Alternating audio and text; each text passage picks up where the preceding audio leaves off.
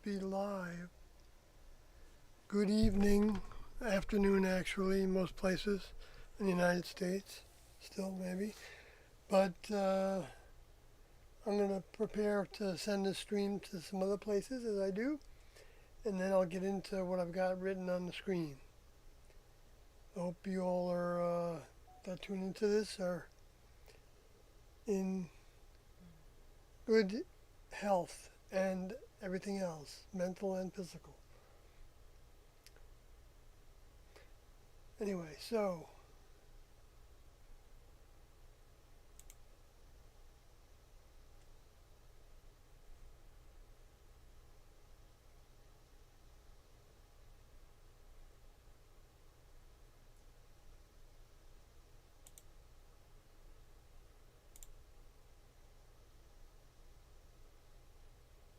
yep, it looks like I've got a feed going.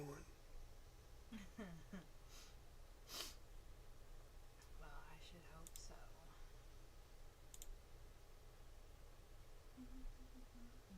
And Finch is here. Hey, Finch. Maybe, hello, maybe you don't have a time you need to be somewhere else at this time. Or you can double up. Old School Dave, hello. Happy Wednesday, buddies. Hello. Mm-hmm. Yeah, Kathy's to my right, Happy eating some Wednesday. yogurt. And she's got a A new color. development. Yeah, let me figure out where to hold that. My most recent masterpiece. Okay. That's enough. Nobody really wants to see it. Yeah, they do. No, they don't. Sure they do. That's just my own little.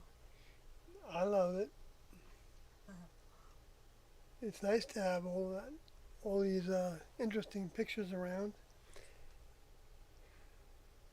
and colorful.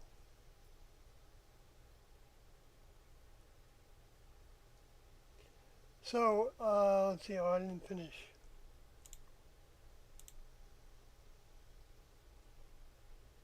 Sharing this with Facebook friends.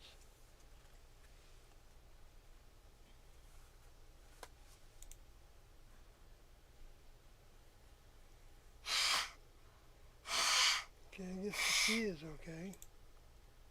Sorry about that. And Twitter X friends. I don't know if I'm going to start doing Instagram again. I don't know. I keep, not wanting to take the time. Maybe that's for the better.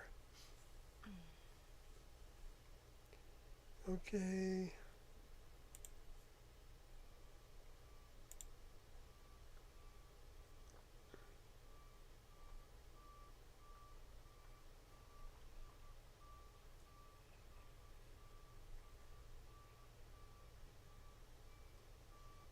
Oh, I didn't check my volume. Yep, it's working good.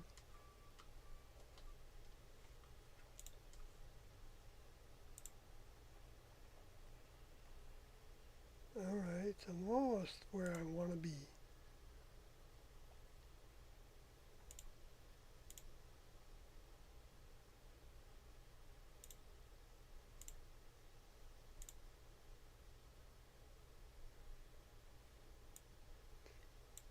Finch says, very beautiful, Kathy. I love it. Very 90s in style. Thank you. I thought it was looking very Dixie Cup-ish. Dixie Cup-ish? You know, like that design that was on the cups for a while. Water cups at the water cooler. Oh. At the offices? In Mhm. offices? Mhm. Oh, okay. Huh. They were like white and teal and a darker blue color. Gosh, I can't remember that. If I showed it to you, you'd go, "Oh yeah." Oh, really? Okay. So we're continuing to go through the second half of Audio 261 that Kathy and I listened to. a little while ago, and the total is about an hour and a half, so it's about 45 minutes for each section that we broke it into. Well, and also it's the continuation of 260. Yeah, which is So the it's really astronaut like- training manual. So it's really like 2 hours long. Right, right.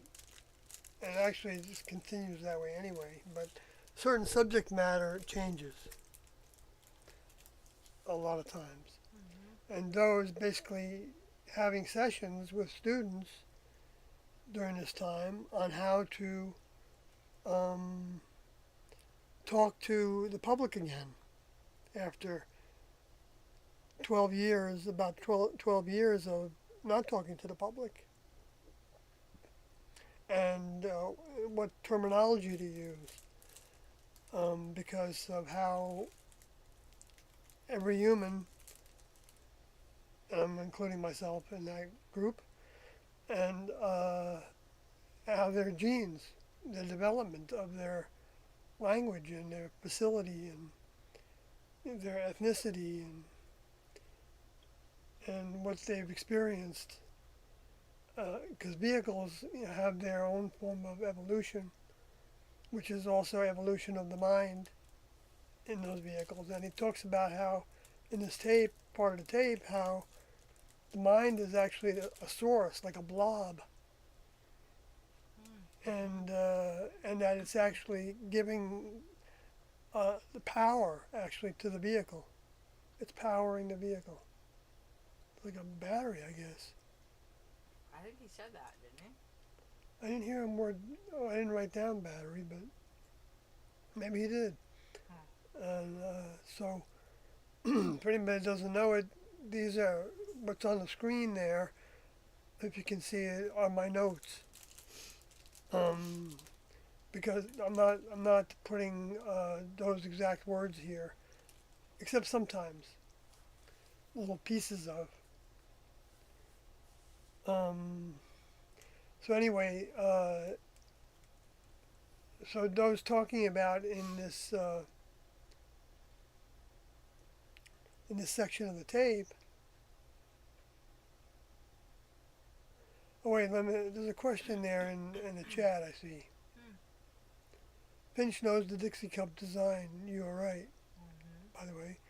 And then he says, T&O want us to promote their information now? And I believe the answer to that is yes. That is what I wonder from this tape. Yes. Right. Because they were talking about it all the time, actually, except during the 12 years after they stopped.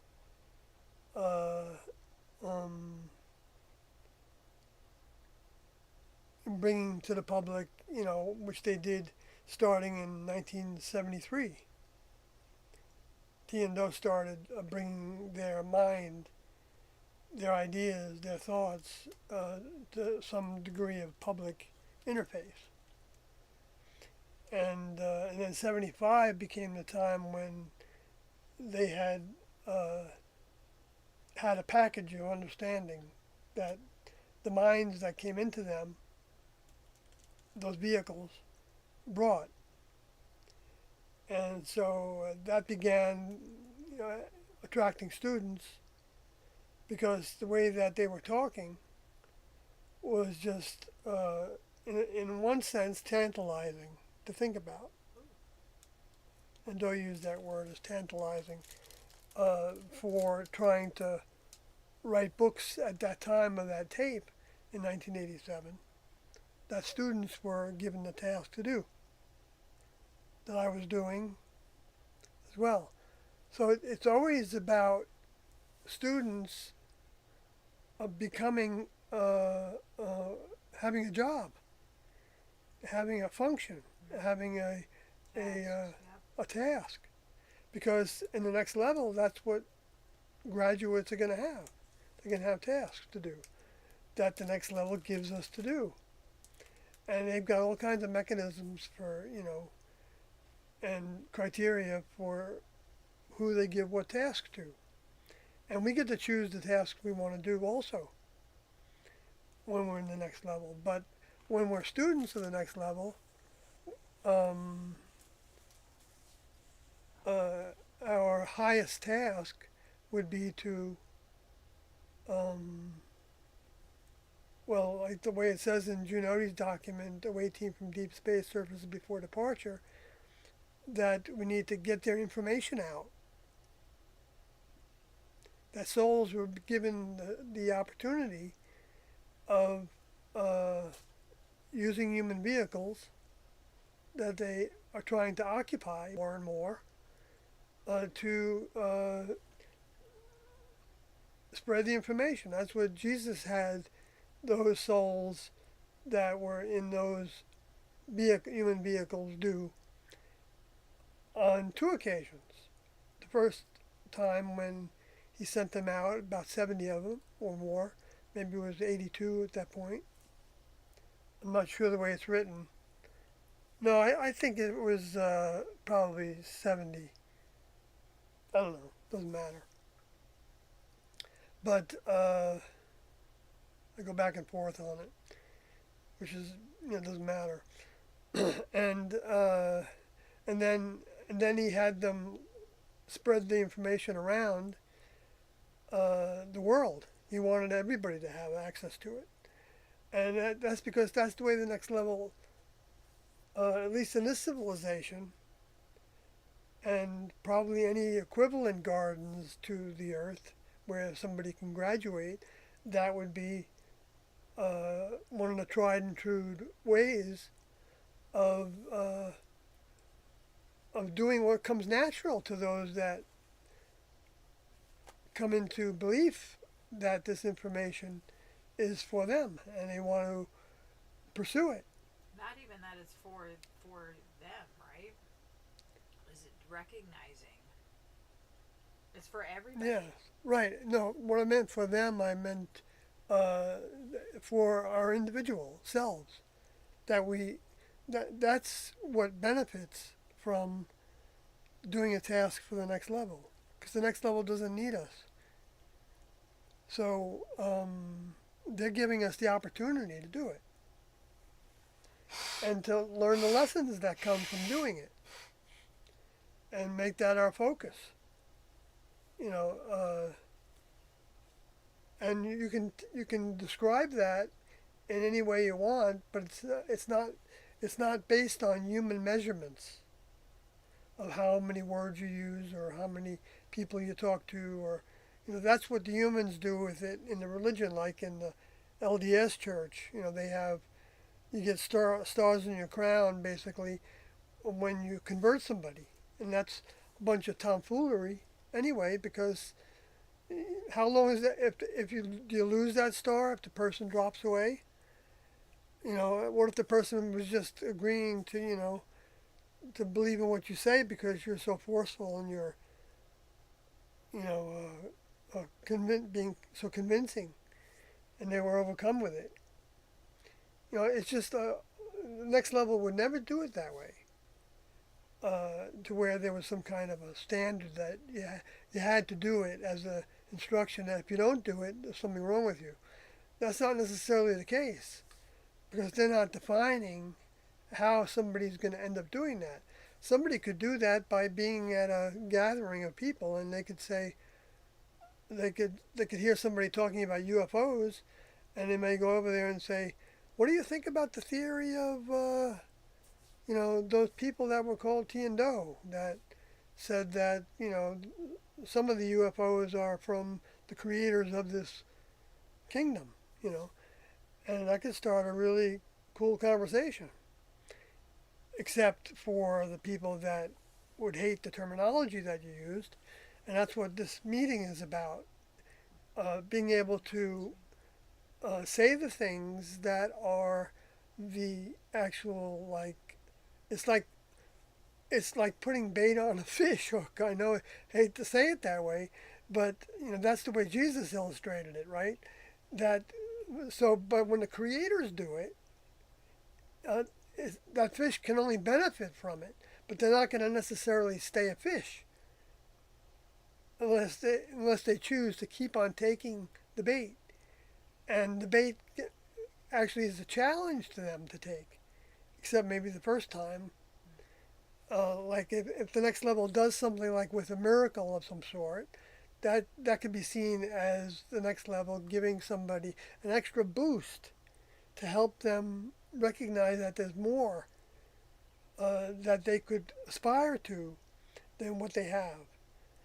Um, and you could say that even the human kingdom designed to be temporary stimulates that, to where somebody doesn't want to die having not accomplished anything in their life that they feel is an accomplishment. And they may turn to looking to different religions to try to figure out how to be a part of this or that to get that feeling. And that's nothing wrong with that feeling, I don't think. I think it's that there is something to accomplish in these vehicles. And so, I mean, Doe talks about it a lot in this tape, how humans don't have any real intelligence here. They really don't know their own limitations, except when they have some inklings of it, like when scientists, have a theory about something and then a satellite that's going off into the heavens, going past Pluto or whatever. You talked about Voyager. Yeah, Voyager. He talked about Voyager and how it gets to a new spot and they see the video footage it's taking and other measurements that it's taking, and all of a sudden now a lot of the theories are defunct. Rewrite them all. Yeah, they got to rewrite them. And Doe was praising the ones that, or the general sense that they were willing to rewrite them, instead of like clinging to the previous understanding, which some do that as well, and they'll say, oh, that's not really evidence of that, and that's not. I can't eat anymore. Sorry. My time is done. Kathy's eating for 6 hours a day, non-stop. Not really. There's pauses in between, for sure. And she's eating little bits of this, little bits of that. And then somehow she gets up and she doesn't eat for 18 hours. So, it's like she's going on a fast every day. That's the idea is. And that's why I feel so in tune sometimes with them. Maybe it's helped cleaning out your digestive system so you have more energy for your mind development. Yeah, I don't know. Maybe it changes your battery, right? Right? I think it does. Nice. I'm just trying to lose 50 more pounds. Right. Kathy's just trying to lose some weight. And she's done it before. I watched her do it before. I lost 50 pounds and then I gained 10 back. Right. She lost 50 pounds and then gained 10 back. Now I got 50 more pounds to lose. Now she wants to lose another 50. Because I got fat. And she's just doing it in a way that doesn't have any limits to what she wants to eat. Even though she does have limits to what she wants to eat. She eats small amounts of things that are high caloric. But you need a lot of those things. You need. I don't want to go into all that, but definitely it's it seems like it's a decent way of Protein. going about it. You need to have a certain amount of protein, yeah. Otherwise, and iron, and you need things that give you that, and the leafy greens are good for that.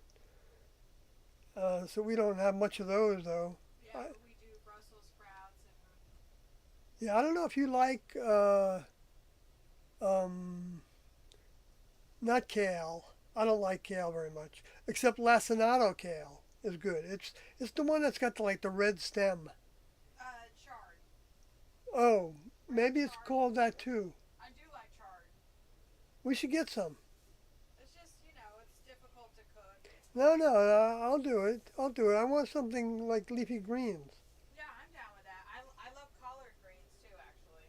Oh yeah, okay, good. I'm glad this came up. Anyway, I like spinach too. yeah, cooked. Yeah, Oh, spinach with okay. a little bit of onion.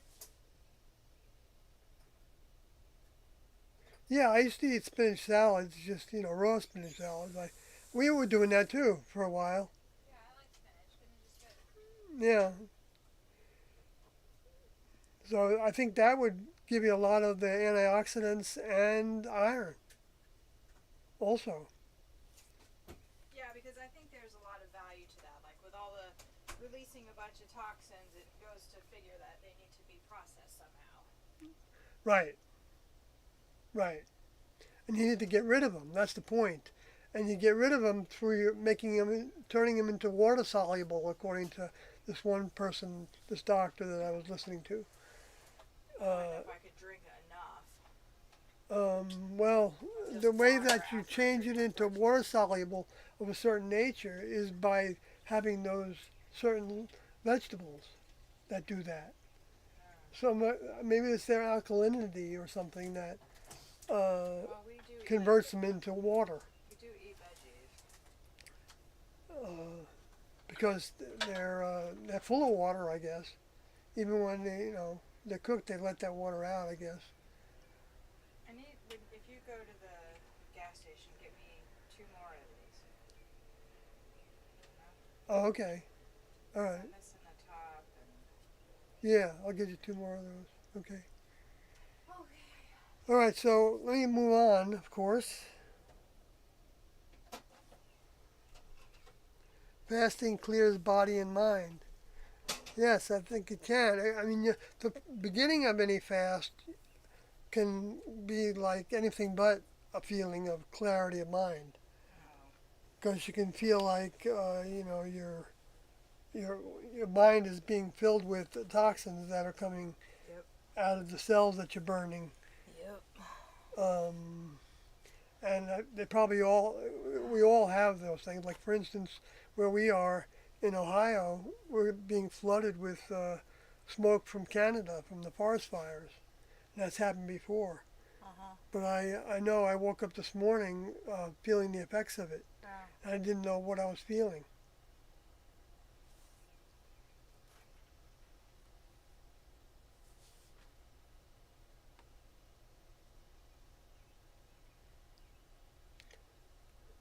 Anyway, so uh,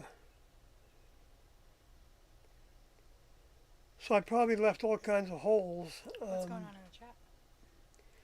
Nothing except Finch was saying that spinach is very good.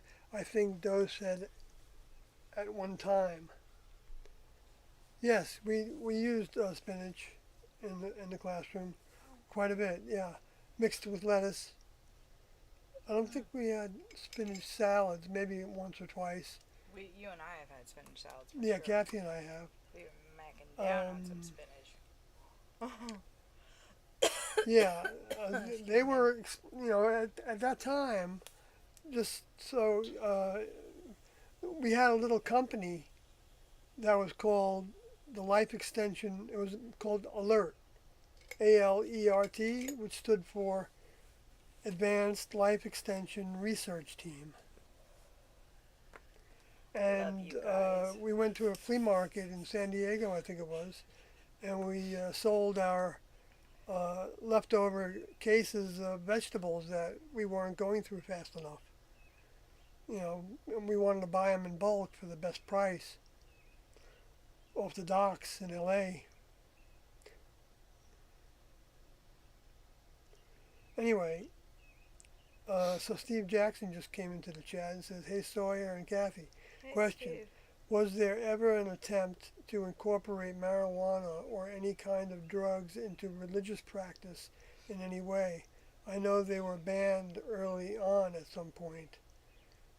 And I will say no, except for um, tiny, I mean 1 day experiment in 19 years where Doe on a Christmas holiday, which we rarely celebrated. We were having a buffet, which we rarely had. Said that he was going to try a little alcohol, and he had a little wine, I think it was, and he gave each of us like a half shot glass, the way I remember it, of it, and it wasn't required to have it. But we learned later that if you chose not to have it, um, um, no, I'm not going to go there because Well, it's there's not actually the proper context. there's actually a tape where he talks about it.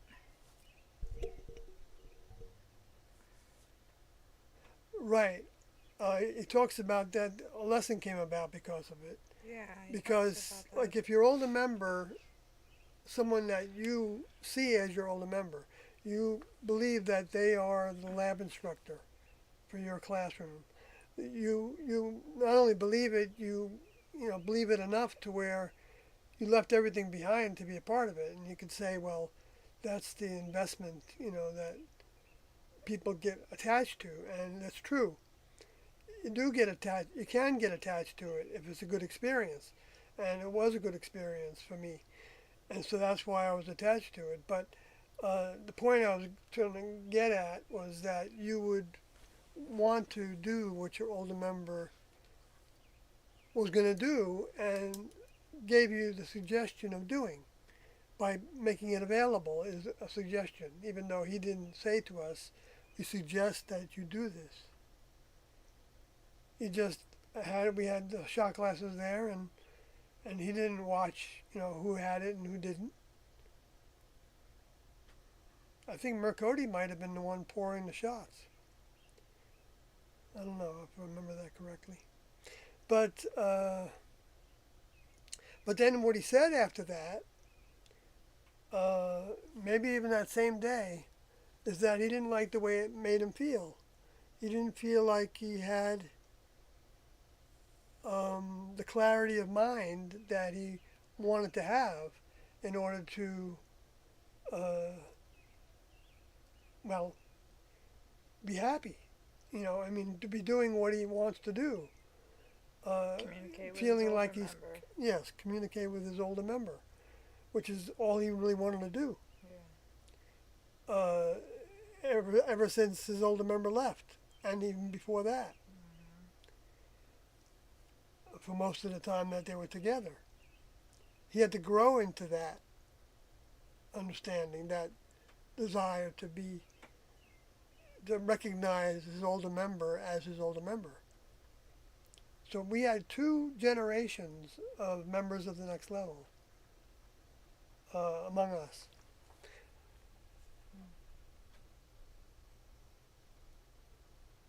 And it's not religion. You know, I know Doe understood that people would see it as religion. That's understood, but that doesn't mean that it was a religion. It's because religion is a phony. It's you don't do Facsimile. anything. Tell me what you do in a religion. Well, Doe talked about it in this tape. I was trying to find the words and I got distracted from that, so I'm not going to move on. Yeah, we were all over the place, huh? Yeah. I distracted you. No, but that's good. I like that. So Let's see here. now, if you haven't been with us in this stream, there's going to be a lot of things that you're not going to understand. So your questions are of value, so that I can give you some answers to some of your questions. Anyway, but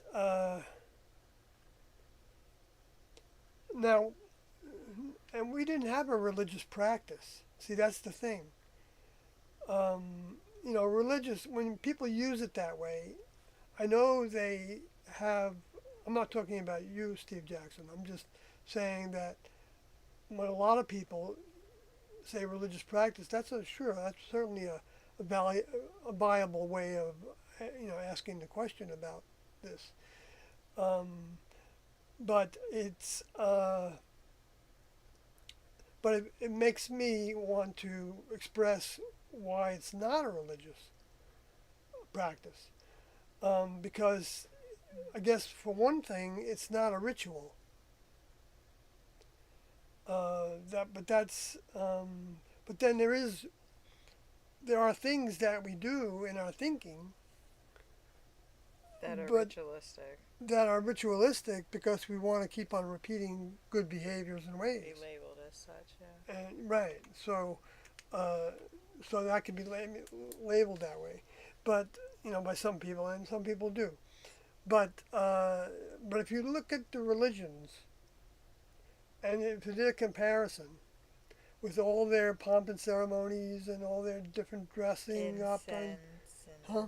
Incense and Incense and certain positions or hold your hands in certain ways, and kneel on the little thing that you, kneeling the and little standing cushion that you and, pull out. right, and saying these prayers, even though, like, for instance, I love all one that religion talks about Jesus and God, but doesn't seem to recognize how Jesus said, don't use vain repetitions in your prayers. And the word vain can have two meanings, I think. I'm not sure exactly what meanings it had, but one is that you think you're getting holier by doing it, so something about yourself being boosted up. And then the other thing is that uh, um, Meaningless. yeah, you've made vain as meaningless, right? Thank you. Worthless, because Yeah. you no longer are subscribing to. Without any reward. I don't want to wait in vain for your love, says Bob Marley. I don't want to wait in vain for your love. Yeah. Right, with no rewards. That's interesting way. That's one of my favorite songs of his. So if Jesus was saying don't pray to the Father in vain, which all these religious people that are having this battle on whether Jesus was the Father,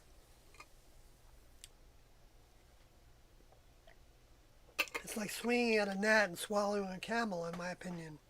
Which Jesus also did. I was like, wait, what just happened to you? Swing at a gnat and swallow a camel. You swallowed a gnat? Right. I just swallowed a gnat and then swung at a camel. I was very confused. Oh, boy. Sorry. But because every older member of the next level would be, with that analogy of a parent,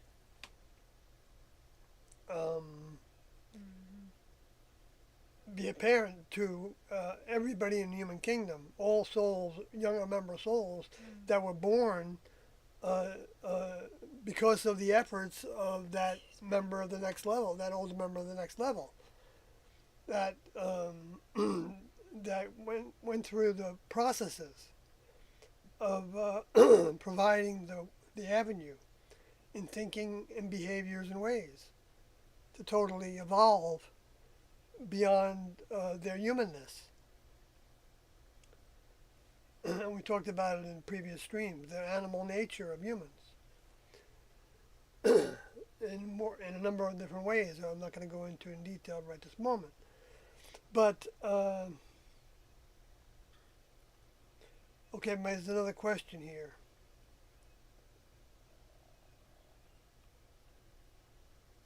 But that didn't mean also we didn't have some things we did, but we kept them to ourselves. Like we didn't have any kind of out loud prayer. We didn't have any stock prayers that were repeated, but we did have some little mantras. Like one mantra was, with strong intent and powerful feeling, this body receives a perfect healing. Oh. And you can see other ones if you want to look on my blog, sawyerhg.wordpress.com, and search for.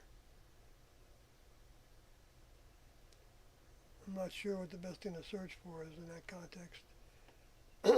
Power of goodness, 3 words. Power of goodness, and you'll find a bunch of stuff, and some meditations as well. But we didn't. Anytime we did things as a group, it was short-lived. It didn't become a ritual. It didn't become a vain repetition unless the person made it into a vain repetition inside their heads. You know, they were just going through the words. And I think they did suggest that we memorize the Power of Goodness document. That'll be on my blog as well. And and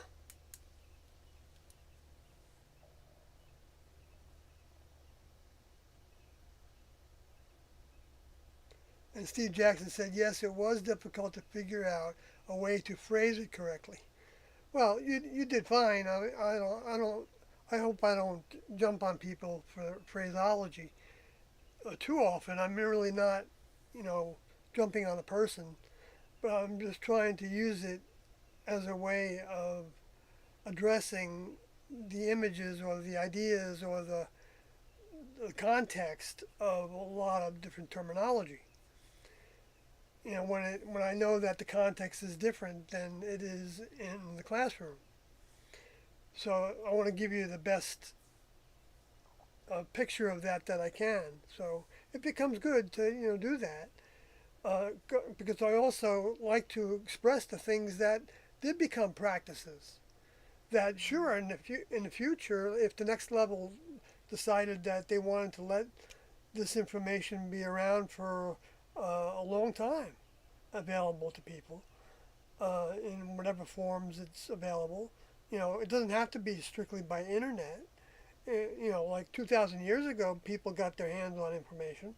It could happen that way, by being passed around and mailed and different things like that. Or town to town by talking.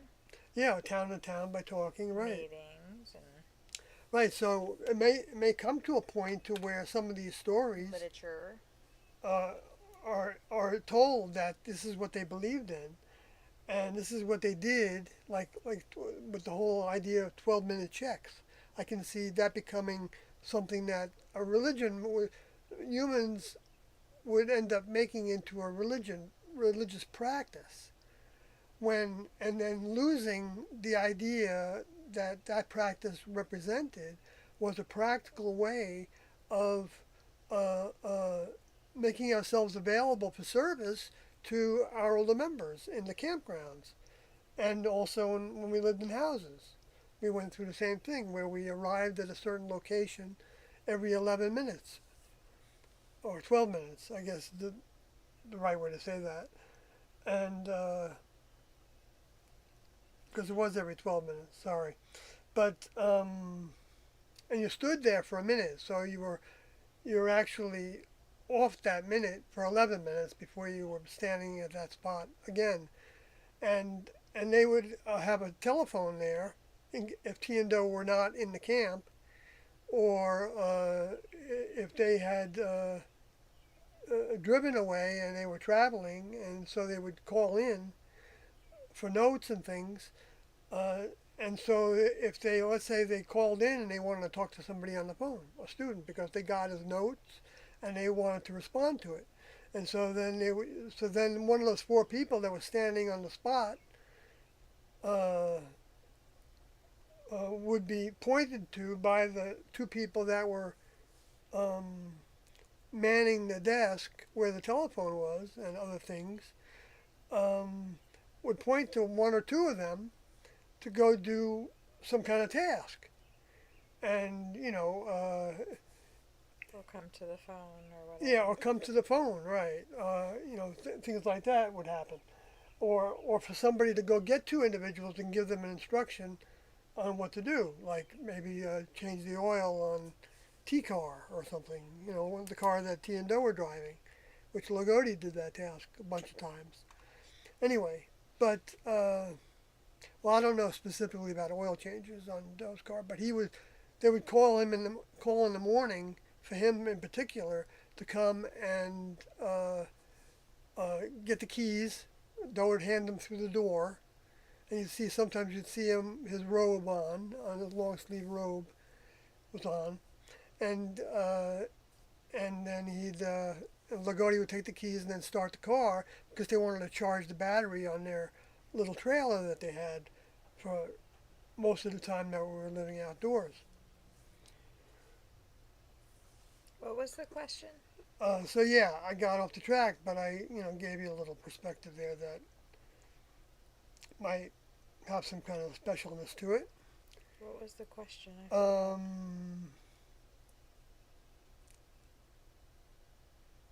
Well, I was talking about the checking as like that might become a ritual. Oh. In some future date, if that, if this information extends that long, or is found after it's even buried, which is something I still want to do. Maybe we can do that at that place that you were talking about. Make a monument. It's not a bad idea. It's just, we have to, I think we just have to go and see what's what there. I don't know. Mm. Keep thinking about it. Yeah.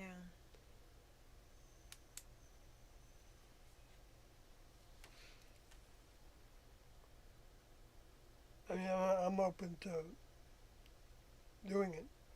So, especially if I feel like it's coming from T and Doe to do it. And I think it might be. Yeah, I don't know. It's possible. Right now it's hard to know. Because it's a lot of stuff that I want to do. Yeah. So it's hard for me to think that it's something that they want us to do. But Because there may be a a lot of it coordination is to what that, I wanna though. do. That can be the way to communicate with some people, even though that's not the intention. But it may turn into that. Yeah, because we can't help but do that. Yeah, it is kind of hard not to, Yeah. but you don't want to do it, and then and especially since I've been in the media a bunch. Well, in the last place that we were I was, looking at, that person doesn't talk to me anymore. Because I was upfront and honest. Oh, So now that person is. that was that person in Ohio, was it? Right. Right, that's an example of that. Yeah, you can't be honest. I just didn't want to show up on somebody's land and be like, oh, by the way. Yeah. That doesn't seem right either. No, it doesn't. So it's kind of a catch-22. Not with a story like this story. Yeah, so what the hell? Yeah, it's meant to be that way. Yeah. 'Cause you don't want to be someplace where somebody's going to think that there's something negative about you. Right. Yeah, but you don't want to just be turned away just because. Right. Without even being given a. Well, that was the reason why, though, even in this tape, is protective about the way that ideas are talked about, are written about. That because many humans have come to think in the various religions versus scientific mindsets. And Well, like Narodi was pointing out, the scientists would think it was blasphemous too. Right. The scientific intelligent people, Doe says in this tape, will see how they are off track to just throw it away. How people will say that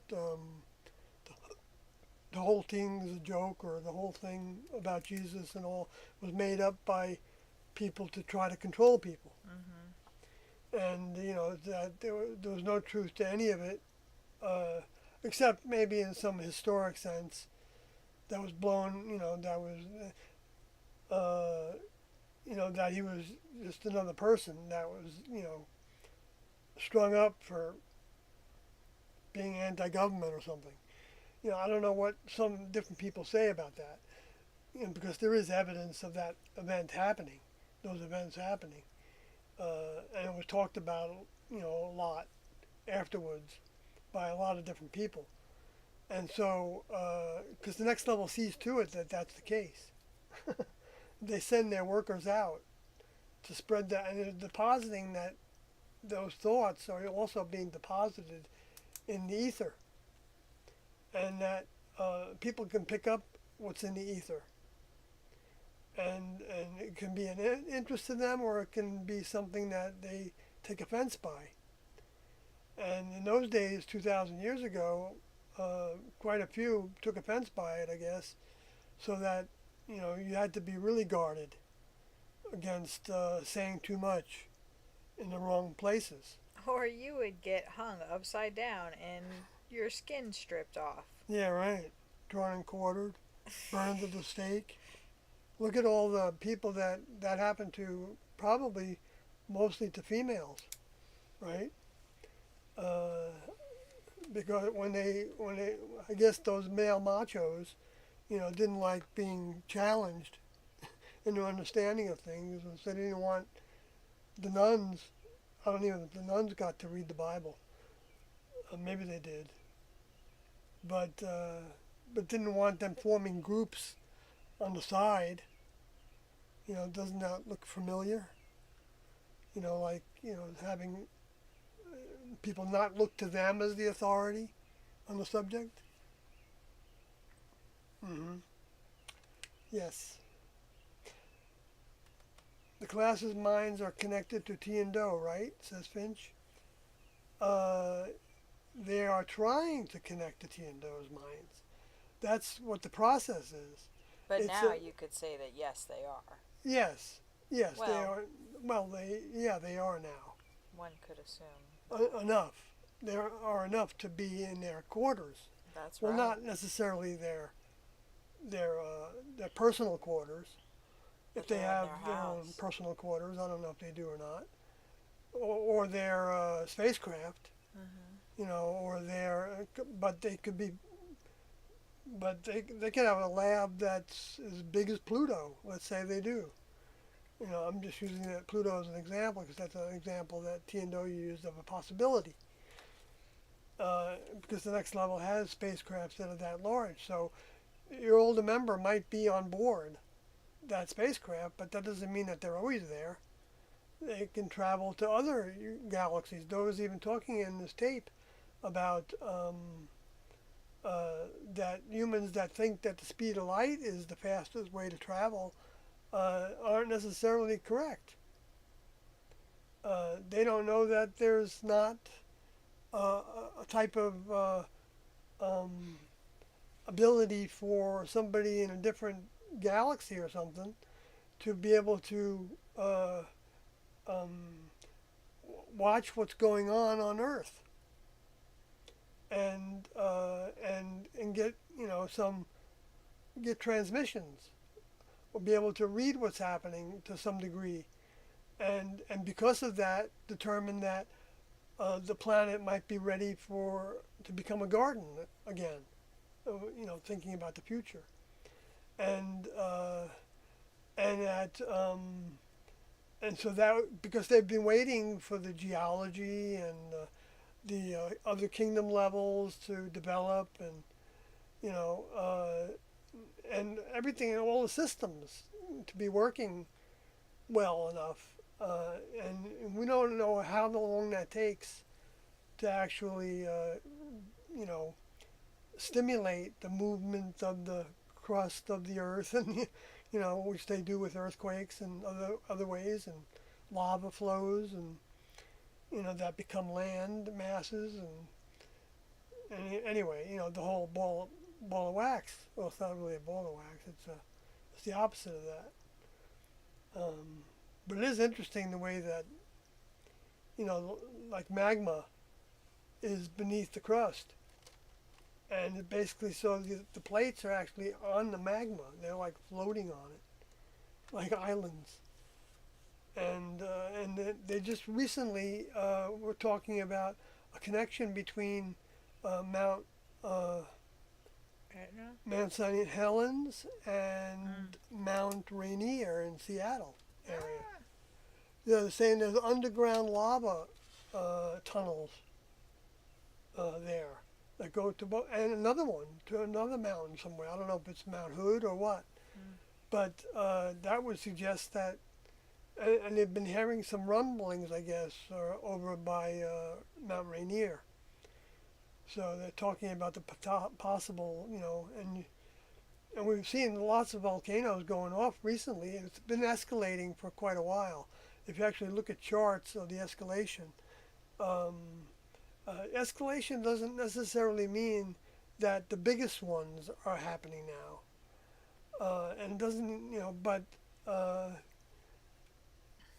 because the next level chooses, I think, when to stimulate the biggest ones.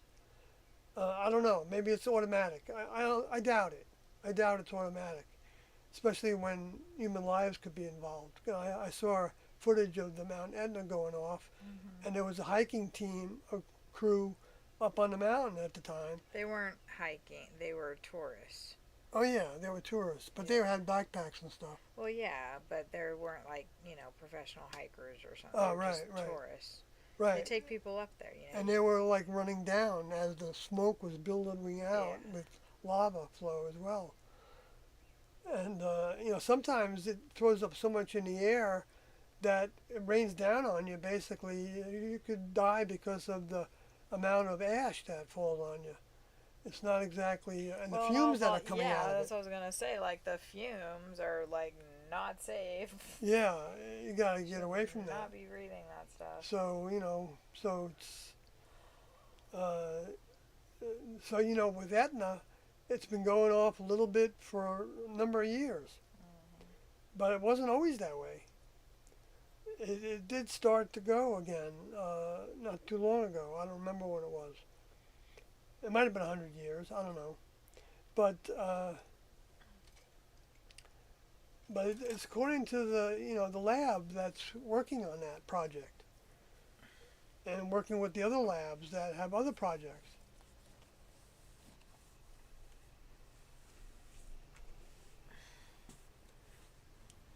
I don't know what the heck that is. Right. So there were nothing.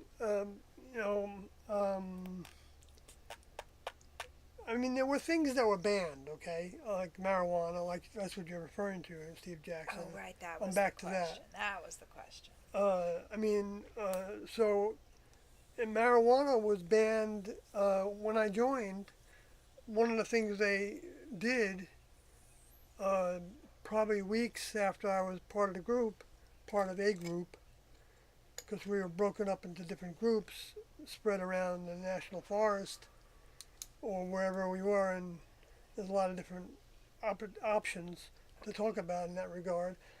But at one point, they had us all meet at, I think it was Prudhoe River? No, Poudre. Poudre. Poudre River. I think it's a French term, I think. Up in northern Colorado. And we met there, and I remember they had a fire. They made a pretty big fire, whoever was at that camp, and because maybe it was chilly. I don't remember now exactly. But, yeah, it would have been October or November, so it might have been That chilly would have there. been very cold. Yeah. So Colorado. we had a fire, and they said that if we have any personal things, well, they wanted us to turn them in. I don't know if there were certain exceptions, then I don't know what were made for exceptions, but It wasn't like you were turning in like your driver's licenses or something, though. I don't think so. I don't remember now, but I know one of the things that they suggested putting into the fire was marijuana, if you had any. And I know for a fact that somebody who had marijuana and was there didn't turn it in. I learned that later. A lot, and he didn't stay in the group very long. Not because he was kicked out or anything, but he just lost interest, I guess. And I communicated with him in 1994. But anyway, that's when I learned that, I think. That he had kept some and he was using it. So he might have been one of the individuals using it in the camp that was reported on, and that Tiendo said that if you want to do that, because this was months later, I'm talking about like 6 months later after that meeting at Poudre River, that Tiendo said that there was some in the camp that were having sex and smoking pot, and that wasn't going to happen anymore. And so regardless of whether those people stopped or not, or left at that time or not, then Tienda separated 19 individuals from the bigger group of 70 something or maybe 80 something, and told the 19 that they were going to a different camp when we were moving away from Wyoming because it was getting cold, and we went to Utah, and they went to a different camp than I went to. And so they ended up not being connected with us directly, but Tiendo kept up with them to not, just because he said to us, the ones that remained in that Utah camp, that we made the first cut. So it's not the same thing as when a government or a religion bans something. They wanted you to use it if you wanted to use it, but you just weren't going to do it with them as teachers. Unless you continued to sneak in, but eventually you get found out. You get found out when you're living in the same camp, with other people that want to go with all the instructions and ways of thinking. Right, and you wouldn't even want to be there. Right.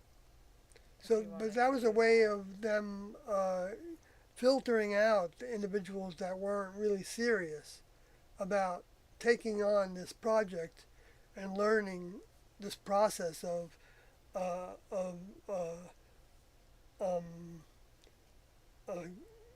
getting more real with being in the astronaut training program. At that time, they weren't using those terms, but I did have that understanding, not to the degree that when they mentioned it, it didn't still sound like an unusual definition of us. My vehicle has its own programming, and it's more of a religious programming in some ways. Although I like the science of things, and I respect the sciences. I never saw a conflict actually, but I didn't think that way at the time about evolution versus creationism. I just didn't have thoughts about, that I was for or against either one. It just didn't, I just didn't know how to think about it. But I guess I had in my mind that I knew there was something to the whole subject that the science people tend to throw away. They see the Christians and other religions doing their pomp and ceremonies and their, all their rituals and the things that they do, and they see them being hypocrites and things, forcing people to be a certain way when they're not, and which is, Next Level doesn't force anything. But anyway, and they reject it, but they don't realize that what they're seeing is the distortion and the dilution of what the Next Level members brought, because bringing this information to people is very difficult. To give them a chance to look at it as real. Because the religious are on their emotional connection with their religion. that they get from being a part of a religion, and whatever their rituals are, and their fellow community members, are doing, that, is the religion. But say we didn't do that,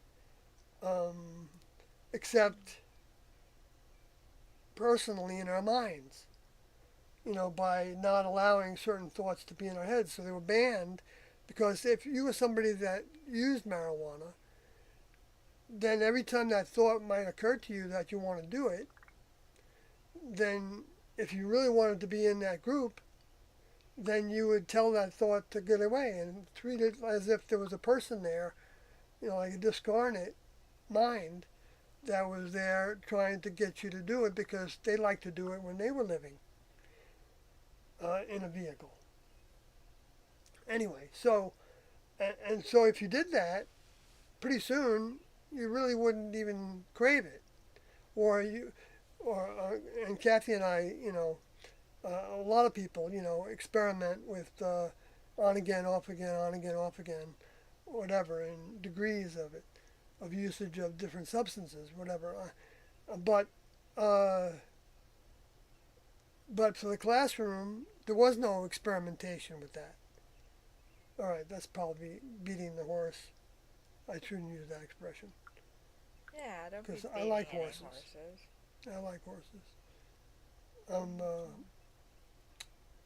Oh, thank you, Steve Jackson. I think that's you. Yes, for the refried beans. I see Steve Jackson still got some questions, but they'll go up because I see there's. I think I covered that one pretty good. It says the class's minds are connected to T&W, right? Oh, I already talked about that a little bit. Mm-hmm. Yes, but it's according to. It's still a free will kind of thing. And but it's hard, I don't know how to describe how it works exactly on a next level spacecraft with the members. And I know how it was in the classroom when we had a task. We had certain procedures on how to do that task, but we still wanted to do the task with the keenness and stuff that would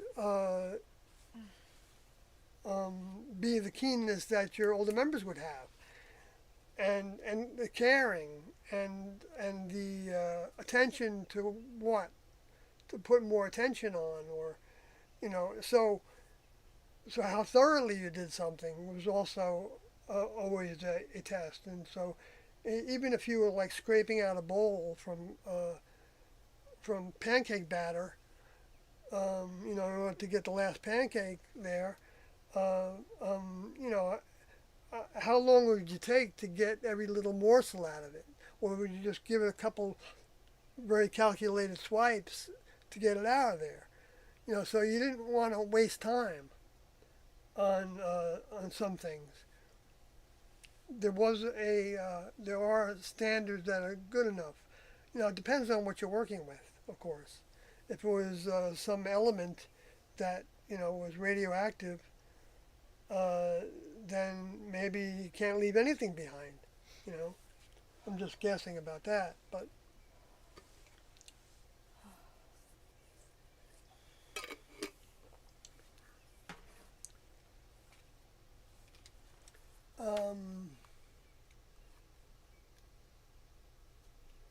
Well, Finch says you feel like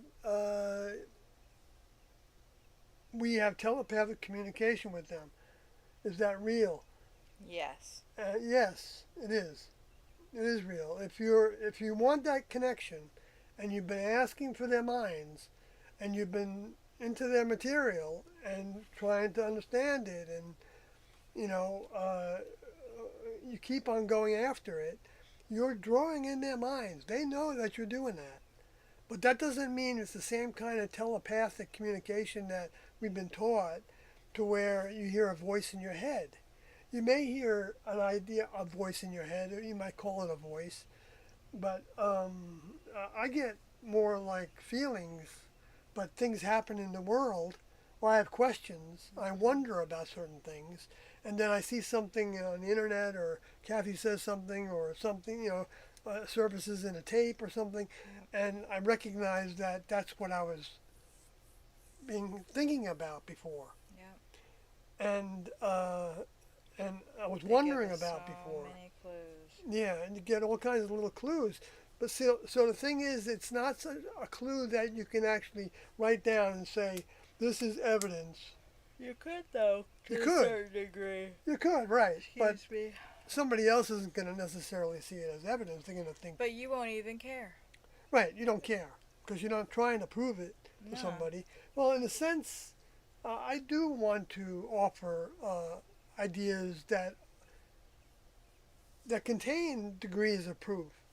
Like, for instance, there's this billboard that says, has a picture of a baby and Oh says yeah. something about this is evidence of God. Yeah. This is your proof of God. And I believe that.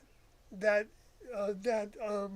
but the way that Doe put it was he couldn't imagine that a surgeon opening up the body and seeing how everything works together so well wouldn't think that there's some higher source of this design. That that's you know so that's a type of logic that some people maybe don't come into, or if they do, they so hate the religious, so they just throw it away. That idea that it was that there are living beings that are so above human that they can develop everything we basically see, everything we experience on the planet. I mean, in terms of opportunities and options and physical matter and such. But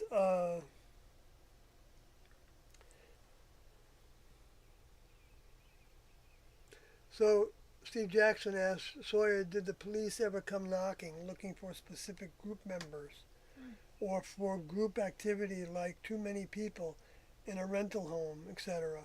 Or where are you guys ever harassed by law enforcement?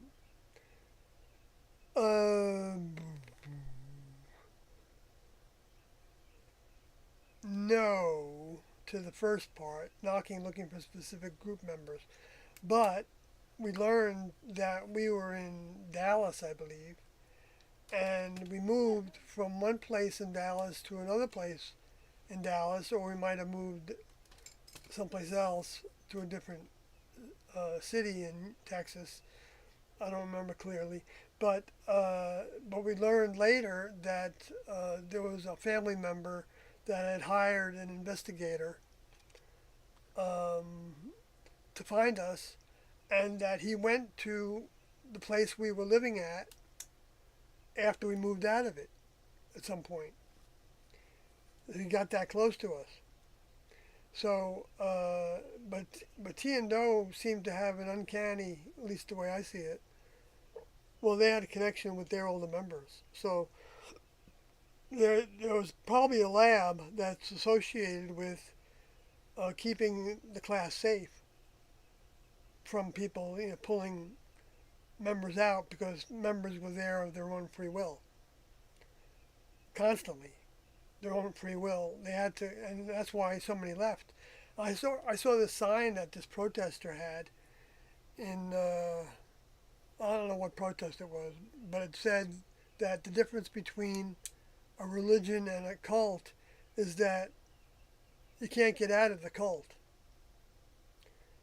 And but this cult of cults, because it's above all the other cults, I believe by evidence, they didn't want you to be there. If you didn't want to be there and you didn't prove it to them by becoming a student, a dedicated student to learning everything you could from the teachers. So we were never harassed by law enforcement that I can remember, but we did have some harassment by some people in the neighborhood we were living in,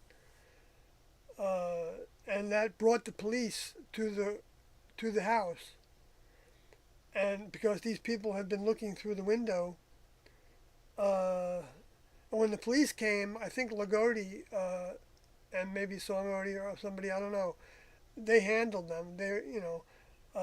And they said they didn't know what they were talking about, whatever people were seeing, or I don't know how they responded, but it ended it. It ended the suspicion that there was something happening. That I think some kids were watching us through binoculars while we were wearing these gray jumpsuits outside. Sometimes we were wearing this hood that we were temporarily wearing for a period of time that started in campgrounds. That the only thing you would see would be it was just a gray hood that went with the gray jumpsuit. All you would see is this rectangular, metallic-looking uh, um, thing that's over the eyes, and so it was one-way direction of seeing, so you could see through it, enough to walk and not run into something, but you couldn't see any detail through it. In order to have us not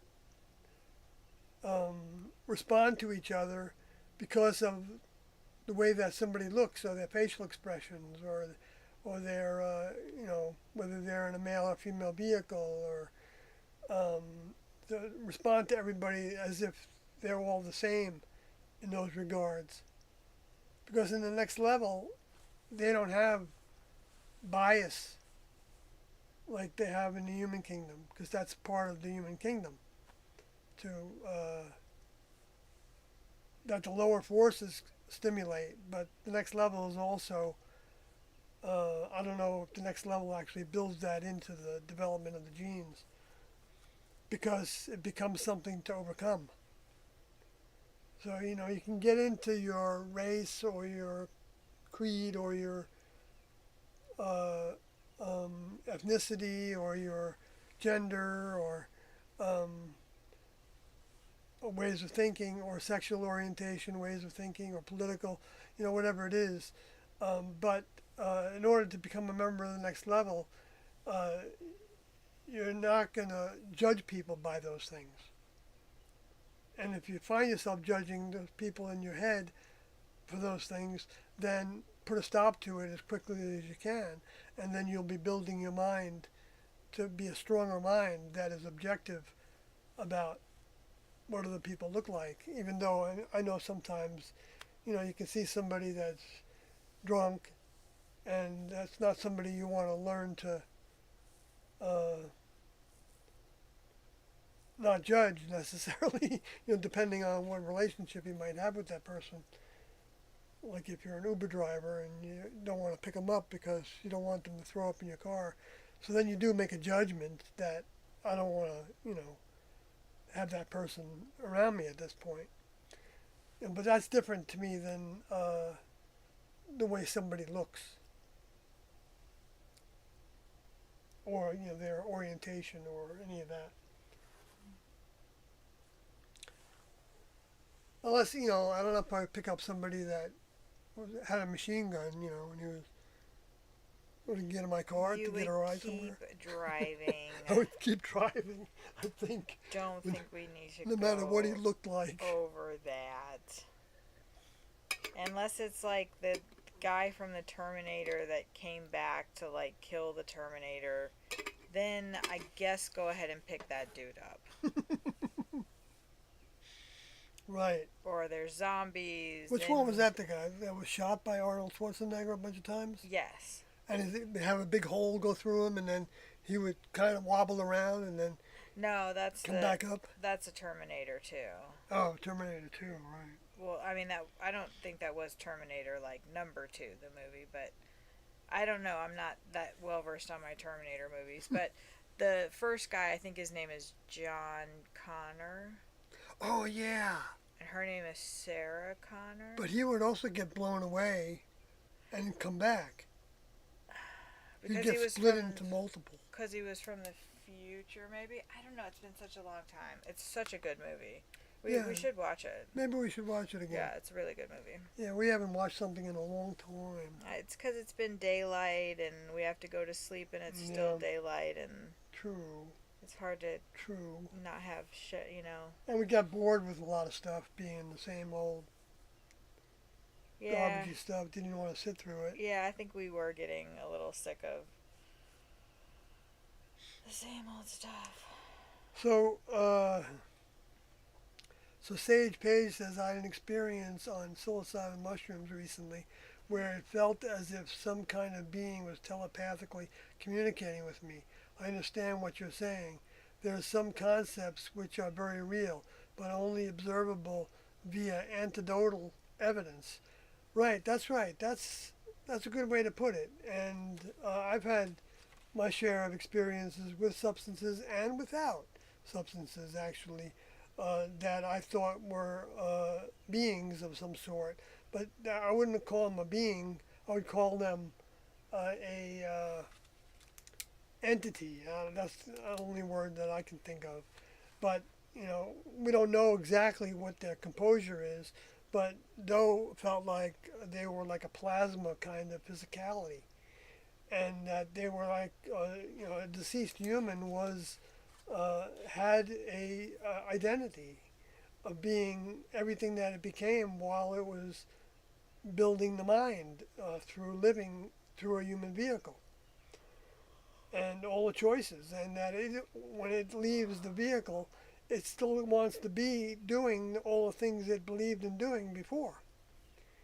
And if that means protecting someone in their family, then they become a guardian angel, right? That's just one example. Or if it's somebody that they had a problem with, they might still harass that problem, or stimulate, some, Haunting.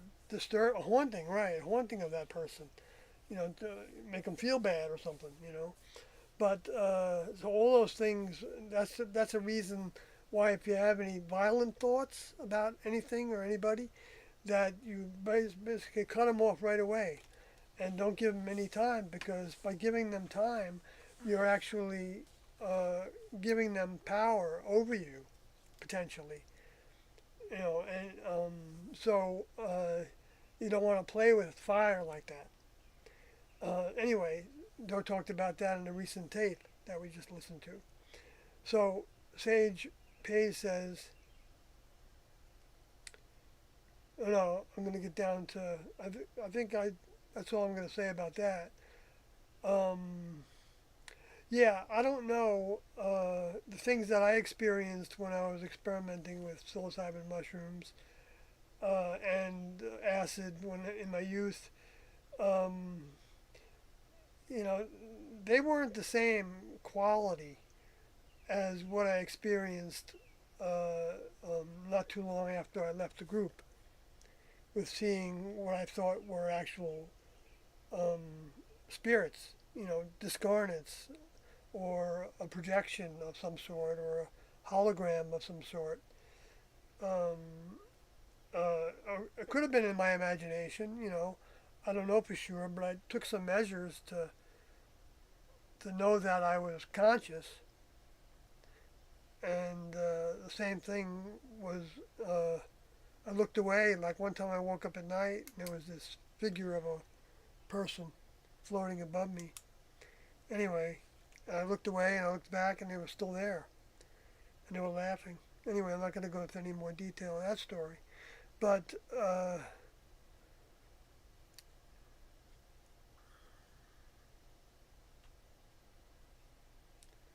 did the class ever, okay, Joseph Coates says, did the class ever continue camping around after Medicine Bow?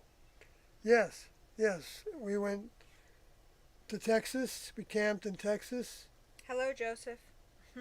and we went back to Medicine Bow, and then we went back to Texas, and we went back to northern Colorado. No, we went back to another spot on a ranch in southern Wyoming. Mm.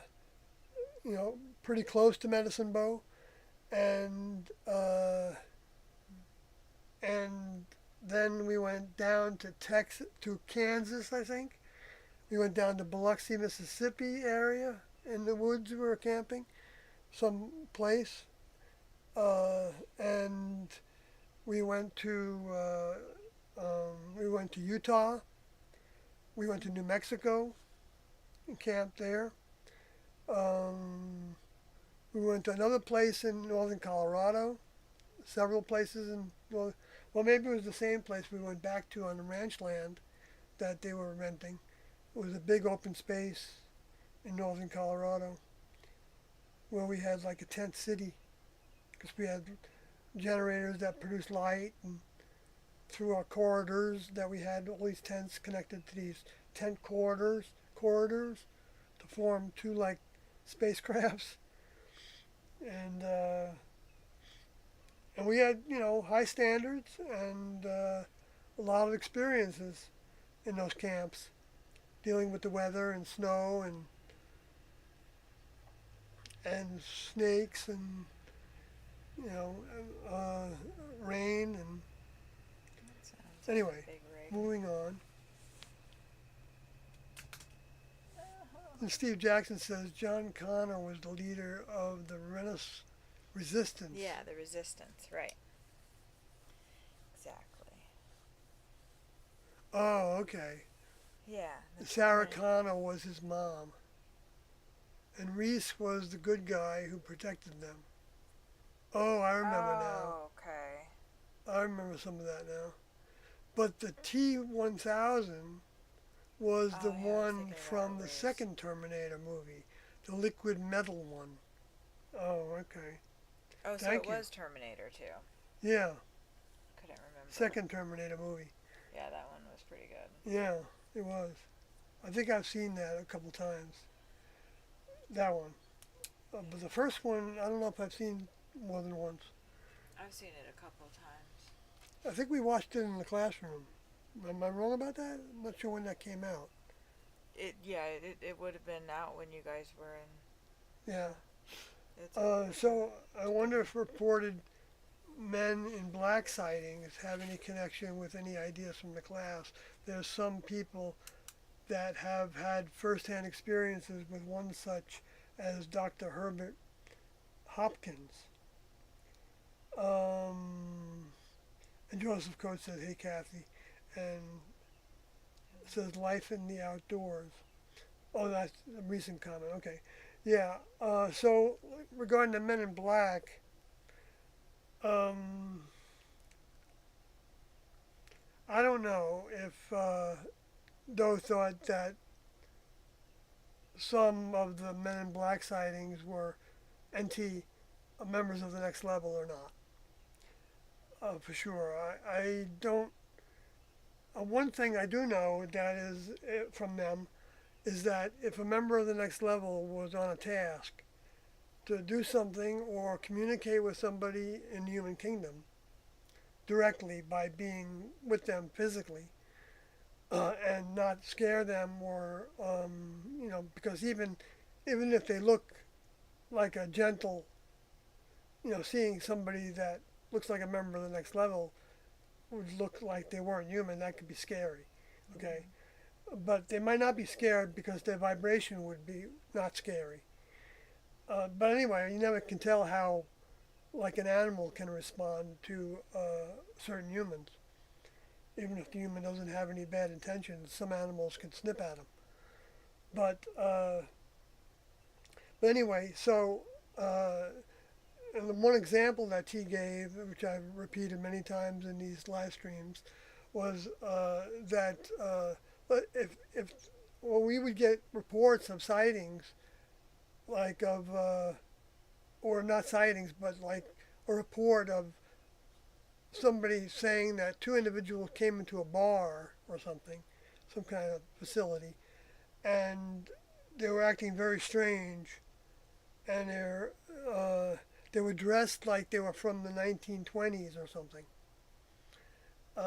And this was like in the 1960s or 70s or something like that.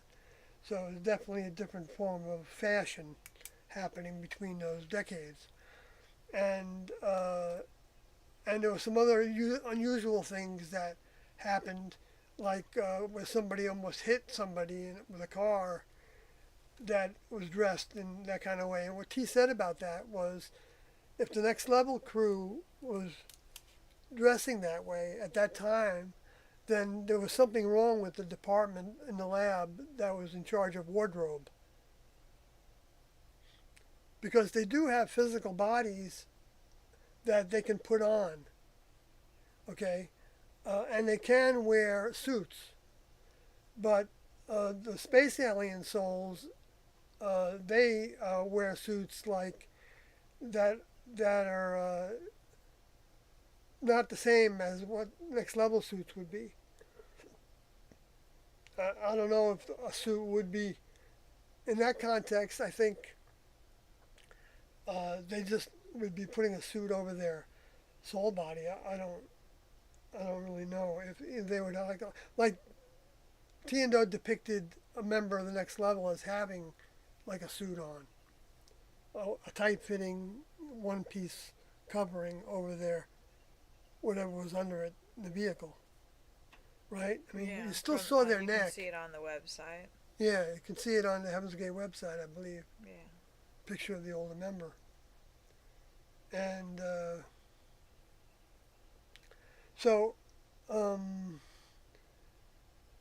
so I guess the answer to my question is I don't know, but it's possible. Is really the answer to that. And but in my opinion, it's more likely to be humans or space aliens that. But I don't know why space aliens would do that, because they wouldn't want to be vulnerable by being around humans too close outside their spacecrafts. Because I believe they do have vulnerable bodies. I think Tiendo talked about that too, that they can be killed. Even members of the Next Level's bodies can be killed. But members of the Next Level, if they're keen, know how to stay away from them. But you never know what's going to happen necessarily, where they can make a mistake in scoping out the area that they were going into, and not know that there was danger in that spot, potentially. And an example of that was, I think, when we saw the E.T. movie, it wasn't out of the question that if somebody got out of procedures, if they broke procedures, went someplace where they weren't supposed to go, they could get left behind by that crew for the moment. I mean, theoretically speaking. Tia wasn't claiming to know what the circumstances would be for that to happen, but they may think that they need to give that person some experience in the human kingdom. In a sense, that's what happened with Adam.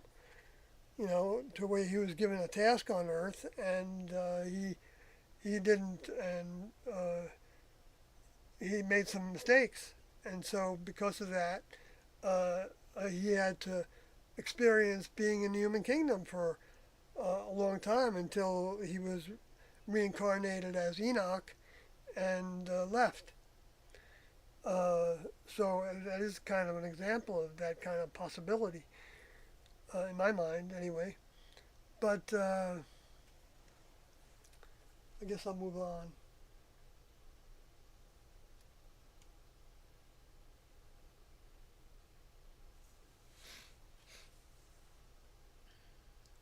Life in the outdoors. Oh yes, Carl Odie's here. Doe liked Terminator 2. Oh, cool. Did you see that while you were in the class, Carl Odie? I Hello, guess you Carl probably Odie. did. Because that would mean that I saw it after the classroom.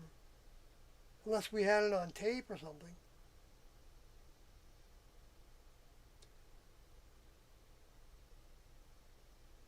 Joseph Coates says, really, that's kind of funny.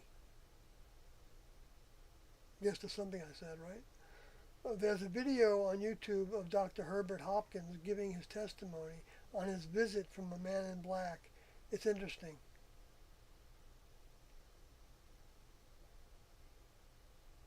I might, if you can, send me a link to it somehow. I'll go look at it.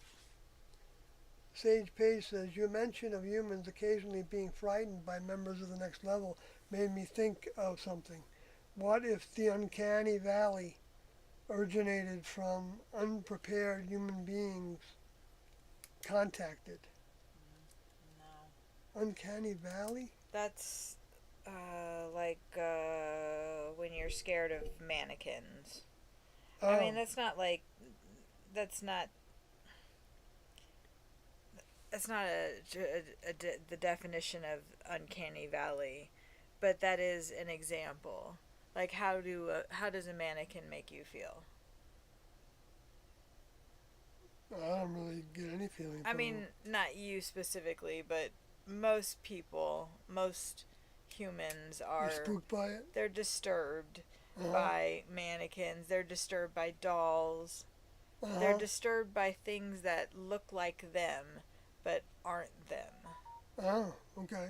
Like dolls and Yeah, mannequins. yeah. And there's also like in the uncanny valley can kind of it's like a feeling that sets you you're uneasy. Hmm. Yeah, I'm not saying that. So I don't think that the next level would present to people that way. That's just me, but they're not in You mean the like a mannequin? no, like you wouldn't be uneasy in their presence. You wouldn't Right. be uneasy at all. You wouldn't be Right. scared of them. You I wouldn't believe that would be be the case. fearful, or Right. you wouldn't be scared. Right. In general, I think that's true. I just don't. I was talking about like maybe an exception is a possibility, because I don't know what some of the things that can happen are. But so I wouldn't, Yeah. that's the problem with me bringing my own mind into it. Kind of opens the door to think that, members of the next level could frighten somebody else in the human kingdom, when they probably work pretty hard to not do anything to frighten anybody. Because there's no value in that. The next level isn't going to do something to. But then again, you see the things that happened in more primitive times. That they say that he fell down on his face. Like Moses couldn't look upon him, and because uh, it was difficult or whatever, and hearing his voice, the voices that they would hear sometimes, was they were filled with awe, and you could say that awe could be like a fright. Now I didn't have any kind of a fright in Tiando. Even when I knew they were being direct in a way that was pointing out that we weren't coming up to speed in their teachings in certain ways, which they were doing quite a bit. Different students got lessons like that. When I got a lesson from them like that, a number of times, I didn't take offense at it. I mean, I was hurt that I was ignorant, and I was sad that I was ignorant about something. And I learned that I was ignorant. I saw that they were right, and every time I was corrected. But somebody else might have taken it as, well, we've seen examples of that they were being mocked or something when they were given a lesson. Anyway, so next, moving on.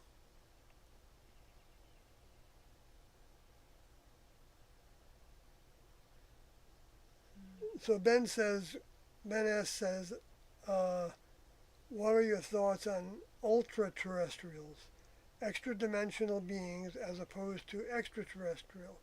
Is the next level outside of this dimension? It's two or three different questions, or related questions.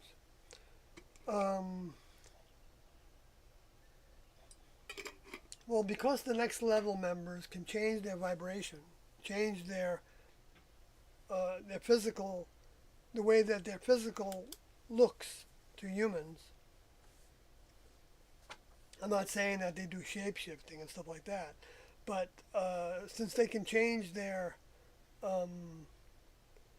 basically the only example I have from Tiendo of that is that they can make themselves invisible in front of humans if they don't want the human to see them. If they have a task to do that among us, which can happen, it's potential to happen. And I don't know what the, anyway, so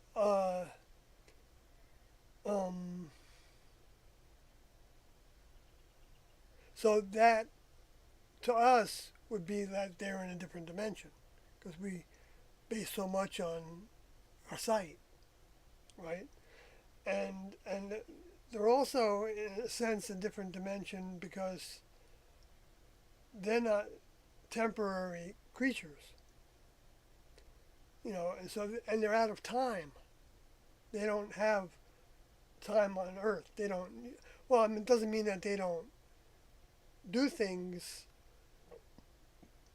in the way on Earth that works with the timing that's set up of the planet with the sun and the moon cycles. But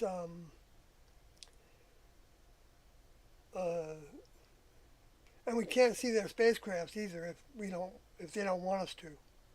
And I'm talking about with technology as well, through different types of light and infrared and all that. They know how to stay out of our view unless they want to do something to stimulate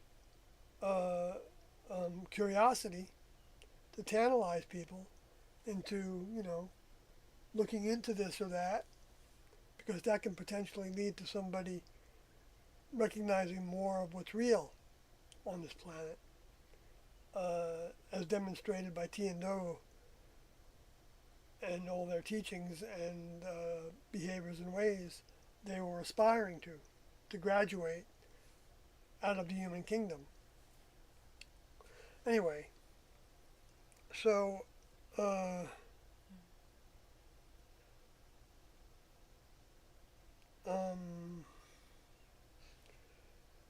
I never heard of ultra terrestrials, but I would hear the word extra. Doe referred to. I just heard of interdimensional beings. Yeah. That sound, ultra terrestrial sounds kind of like a buzz phrase. I could be wrong about that. Yeah, but they're before like beings that existed in different dimensions and parallel universes or interdimensional beings, which is any being that can travel between dimensions and times. A warping, it would be those beings that are outside of time. Well, maybe Discarnates could be called ultra-terrestrials because they're on the planet still within the atmosphere. I don't know what is the difference between interdimensional beings and ultra whatever that. Sorry, I already forgot what it was. Extra-dimensional beings. Ultra-dimensional beings.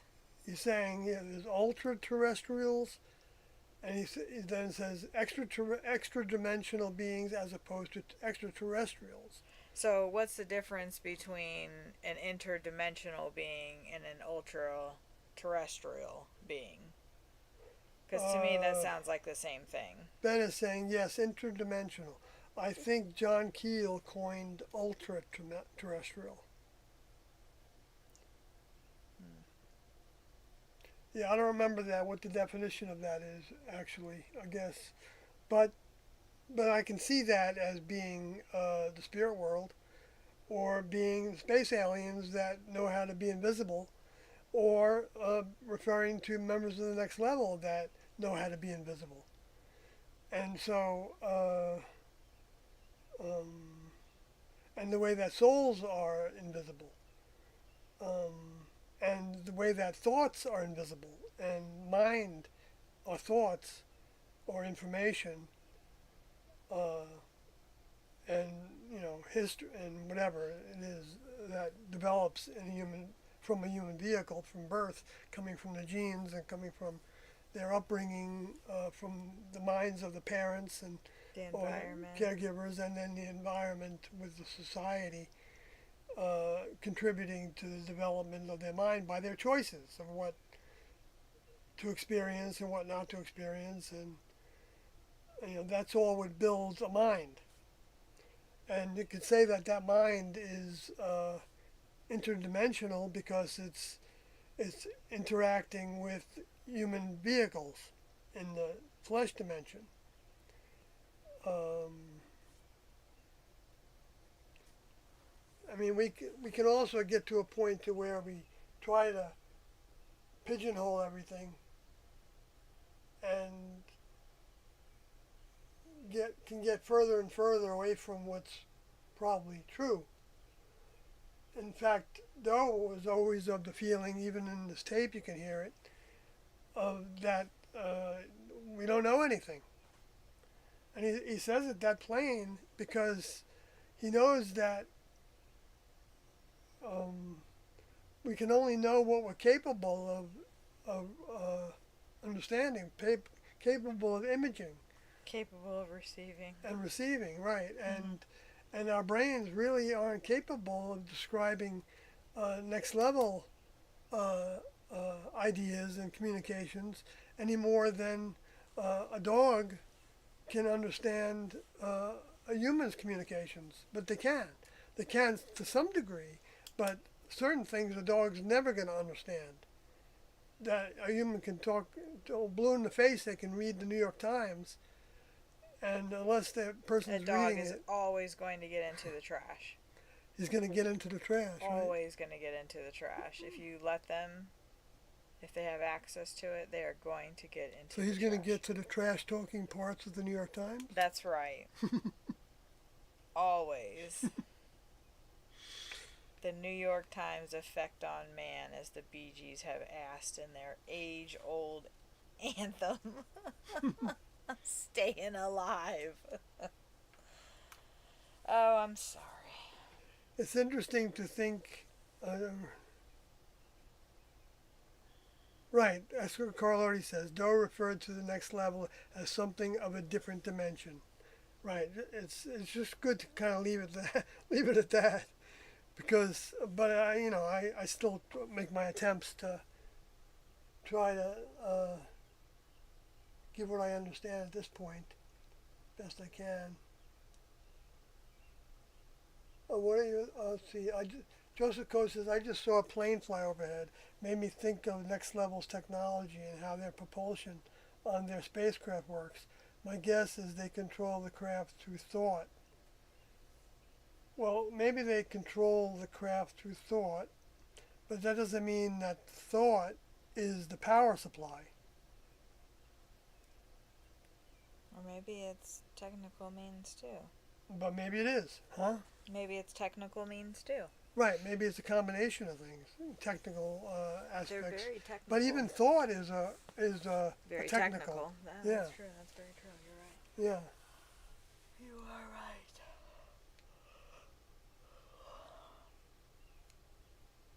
Ben says, I believe they're referring to the same thing. Okay, good. Then Joseph Coe says, it's interesting to think of the physical kingdom of heaven as a real place, somewhere far in deep outer space. Right. Like Doe said, as far as we can imagine, to project our thoughts, to ask for guidance. Right. Yeah, but the And reason... like, why not? Right. Like, why not? Why not? It makes perfect sense. Yeah, it does make perfect sense. And why not even be for the reasons that T and Doe said, that we can see it. Is because we've evolved enough to have a mind that isn't seeing it as a religion anymore, and or as much, or a spiritual context or a scientific context that also describes it as something unreal, But to think of it as literally, people on spacecrafts doing work and laboratories doing work that they love to do and guiding everything on the planet. But the things that are automatically happening, of course, because of the design. Aren't, I don't know. I'm not saying that they work on every wave in the ocean. I don't think they do. I think it's Because it's part of already the set. yeah, like the moon is already providing the whole They're already doing their thing. tides. Oh boy. But Orange, orange, orange. Orange, you glad I didn't say banana? yeah, I'm wondering. I'm gonna eat something. I'm gonna quit a little bit.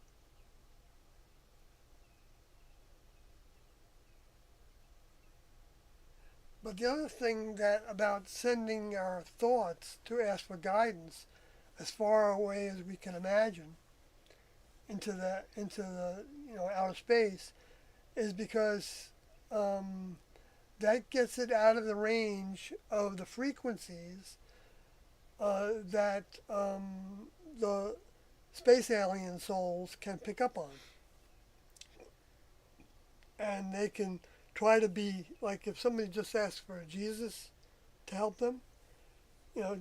Jesus, the one that was the soul that was Jesus, knew that when he came back, he wasn't going to be having that same name, because he would have the name of whatever the vehicle was at that time, or whatever he took, the name that he took, or felt like his older member was giving him at that time. But so for people that didn't know him, from having a personal relationship with him, to be asking for the help of Jesus, it might yield some help for a while, but I think when it gets close to when the older members, or maybe even right up to when the older members come and start talking and telling that they're the return that they were looking for, even though they don't like using that terminology from the religious, they then you would hope that they would say things that would tantalize, in a sense, the religious to paying attention to what they're saying, and not think that if they don't come with the name Jesus, they're doing something. It's not happening the way that they were told it was going to happen. He's got to be in flowing robes, and Doe said if that happens, it's a hologram, basically, and it's not from the next level, because the next level doesn't do holograms, or if they do, they don't do it to trick people into things. I'm not going to get into that anymore, but there's all kinds of ways of thinking about things. But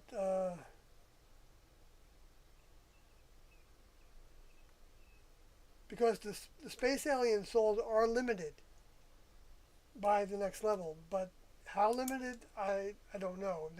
They certainly are in control of most of the human population, probably. But it's all in degrees, because the whole human population is potentially a school. For every soul is potentially in that school. And Doe even talked about in this tape how he thought that if they did their task right in figuring out how to write certain things in the different vernaculars of religious or scientific, that every human on Earth would have the possibility of seeing the information as astounding and be drawn to find out more. But that doesn't mean that everybody becomes a member of the next level. It's something that's possible. It's always possible, but it just doesn't work that way, that everybody graduates at the same time, or graduates because they have to earn it. But the next level brings back. They don't waste anything. So if somebody's grown a lot in one lifetime, and then that spirit or soul can be brought back to have another human experience, and also to even be ready to uh, uh, graduate to their next grade in school. You know, whether that was 2,000 years ago or 4,000 years ago or before then, and that applies to now, to where the next school where there's older members incarnate, we don't know when that might happen. Whether it might be, there's no way to know. There's no thousands of years you can say, because those thought there was also a possibility that that wouldn't happen first, and this planet would be used as a base of some sort for the next level before it's used as a garden again. But there will be a time when those souls and or spirits are brought back to have a garden experience, because the next level doesn't waste anything that's showing the potential of growth.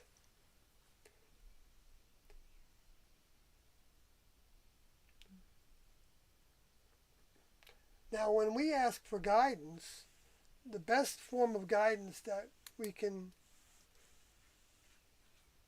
well, one major source of guidance uh, will be by reading and watching and listening to all the materials they left behind for us.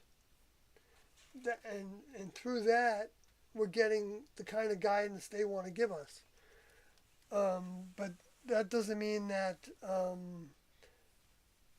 But part of that is actually asking, to be of service, and then knowing that they were going to give us each to our own ways, each individual, potentially different specific help in something, according to what you think.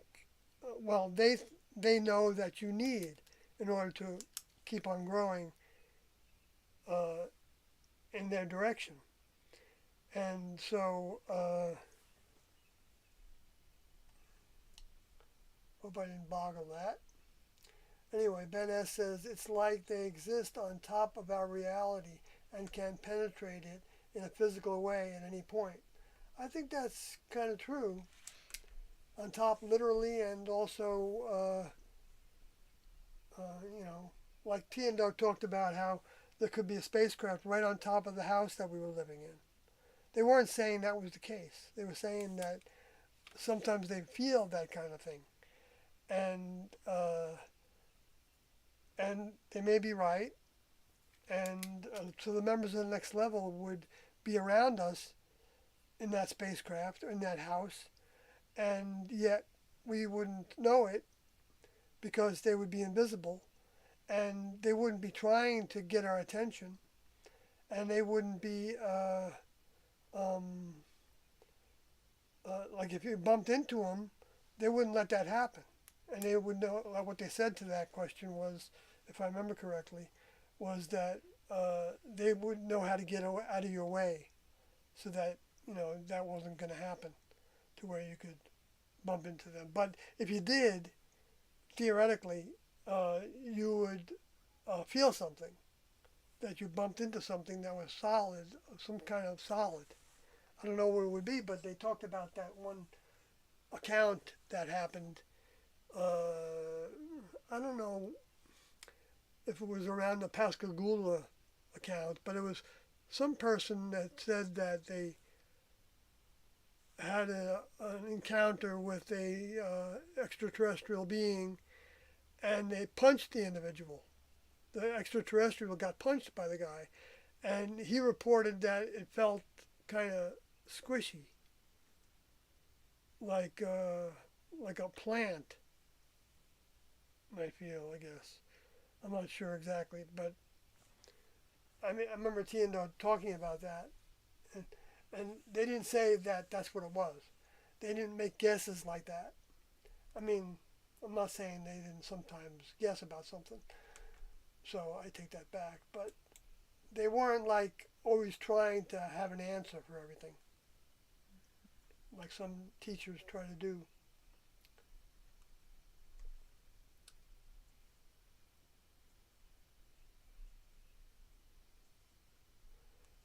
Okay, folks.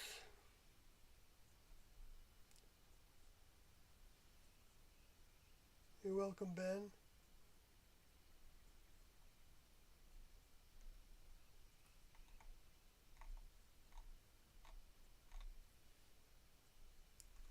So I didn't go through all the stuff that I wanted to talk about because you all were talking so much in the chat.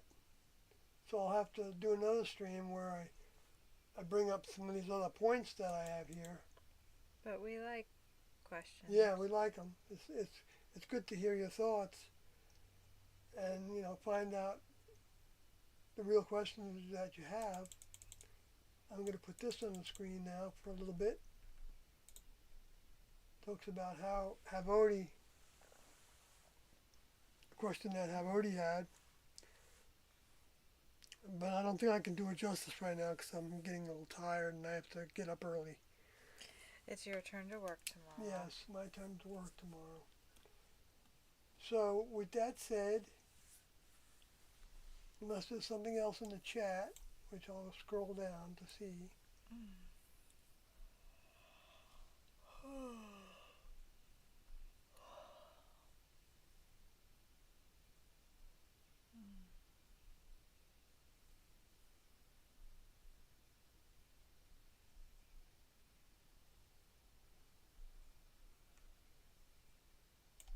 I gotta find those damn bulbs for that bug zapper.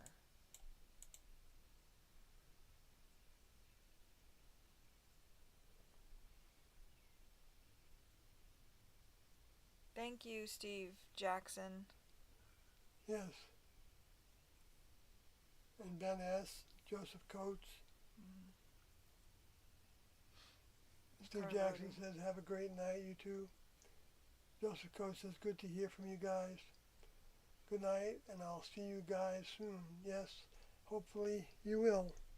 Yeah. For as long as we can.